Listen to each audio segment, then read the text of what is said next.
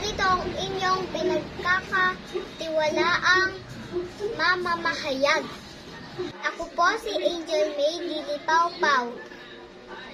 At ito po ang Ulat Express.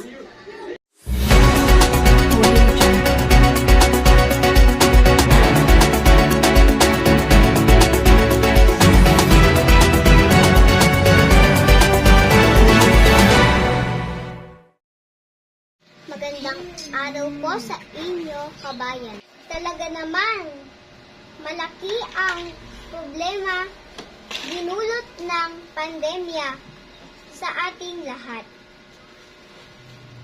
Kaya naman, narito ang aking ulat sa naging kontribusyon ko laban sa pandemya bilang isang bata. Una, pagtulong sa bahay.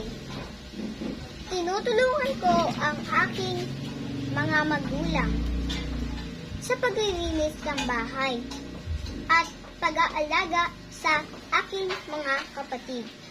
Pangalawa, pagiging responsable. Sinunod ko ang mga alintuntunin ng aking mga magulang tungkol sa pag-iwas sa COVID-19.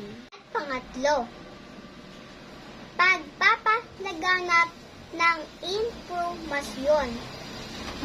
Nagbahagi ako ng tamang impormasyon tungkol sa COVID-19 sa aking mga kaibigan.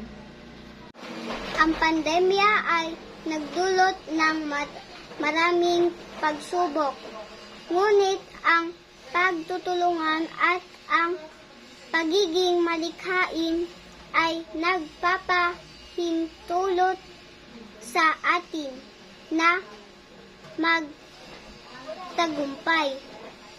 Nais kong patuloy na makatulong sa aking komunidad. Muli, ito po si Angel May Lilipawpaw, nag-uulat.